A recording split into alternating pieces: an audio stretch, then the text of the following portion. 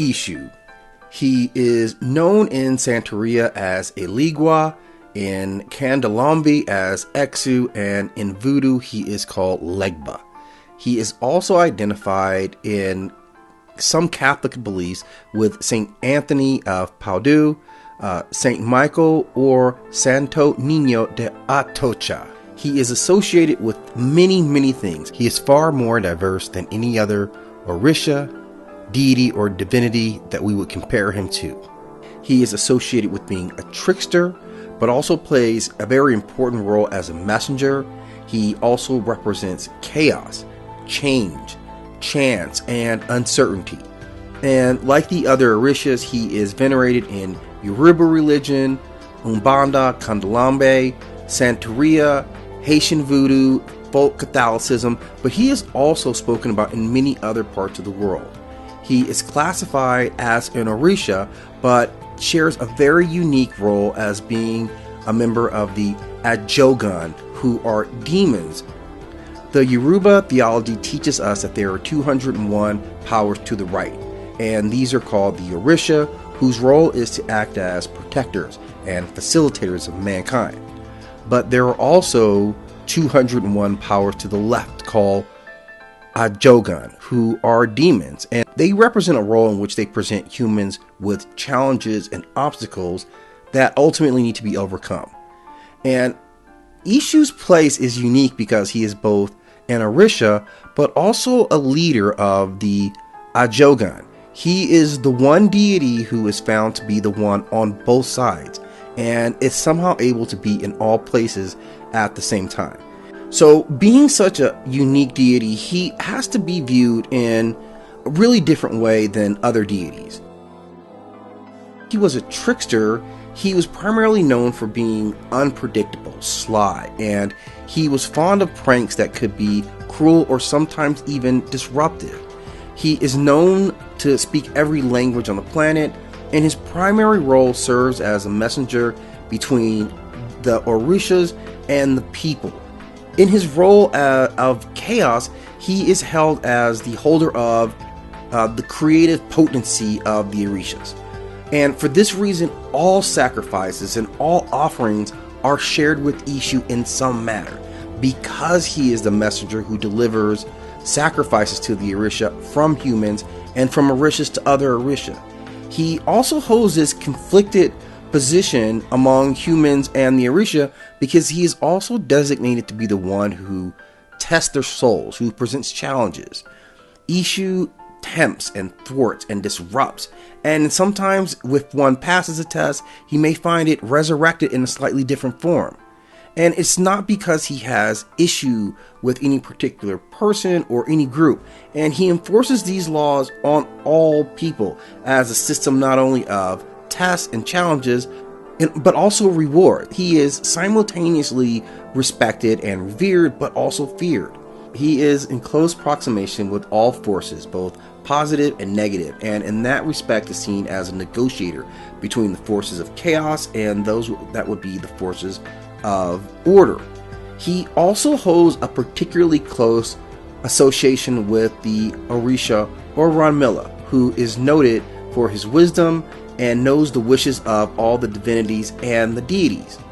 Now, Eshu himself has no particular priesthood, and he's not associated in the way that other deities are associated with worship, because everyone who worships these Orishas are ultimately paying homage to him as well, and that's just a part of how their mythologies work. In some mythologies, Eshu became a messenger after playing a trick on the high god himself. He stole yams from the god's garden and used the god's slippers to make footprints there, and suggested that the god had stolen the yams for himself. The god was annoyed, but yet intrigued by Eshu's play on words and his sleight of hand, and commanded that he would return to Earth each day to report back to him what had happened. So he became the de facto go-between between the Orishas and the deities. And in his other role, he serves as the leader of demons, and their primary role is to challenge humans, which necessitates the need for the Orishas. So he is seen as one who maintains balance. And as the head of the Ajogun, he commands 8 warlords who are agents that are assigned to him, but like the Orisha counterparts are also associated with a particular phenomenon, be it natural or otherwise. Iku is associated with death, Aron associated with sickness, Egba associated with paralysis, Epi associated with curse, Iwan associated with imprisonment, Oran associated with great trouble, Ofo associated with great loss, and Isi associated with all other problems. And for this reason, we can see why he is so feared, because of these connections. And Eshu is offered a sacrifice, oftentimes before any Orisha at every ceremony. He is unique because he is everywhere that any Orisha is worshipped. He is also honored. In Cuba, it said that his name translates to mean the handsome one. And he is considered to be a god of fate, and in some cases can be considered possibly the most important of the Orishas. He has the ability to facilitate aspirations, as well as being the one to block him, making him indispensable, and in some ways showing that without Eshu, nothing can be accomplished. It is through Eshu that the Orishas have their most intimate contact with humans. But he's also a trickster who stands in corners and crossroads. But he will also guard the door of your home from evil spirits, and many people keep shrines to him for specifically that reason. Because of his association with mischief and natures, some traditions like Candomble associate him with the devil. But Eshu is way beyond the ideas of being good or evil. He is just in the sense that he punishes and rewards individuals for their deeds, and he tests people with challenges on all spectrums, with equality being the main factor, that there is no one who is above his testing, even the Orishas himself. He is a symbol of destiny and perfect balance in nature. He can create havoc in the lives of those who behave improperly. It is Eshu who knows the past, the future, and the recourse of all people.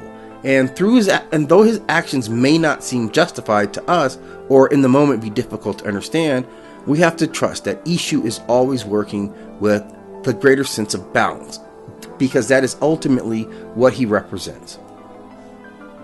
Eshu is known for punishing people in simple, childish ways, but he can often become angry and turn into a far more dangerous deity.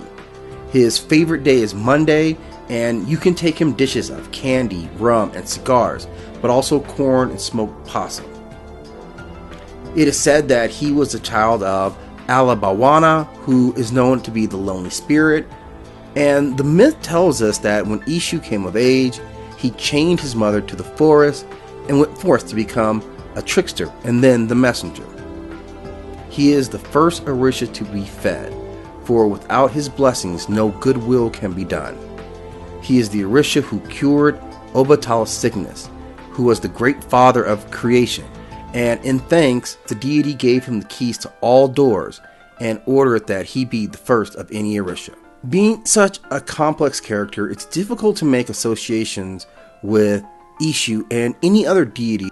The only deity that comes to mind is the Norse representation of Loki, who lived among the Aesir, the gods, but himself was not of that stock.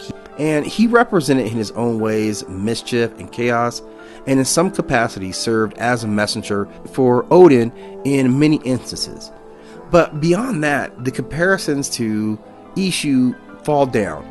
Eshu is unique in his power and his scope, his influence on both mankind and the Orishas, and he is a deity who represents the spark, the uncertainty that life is. And it is through him that we have new experiences and new growth, because he challenges us with great obstacles.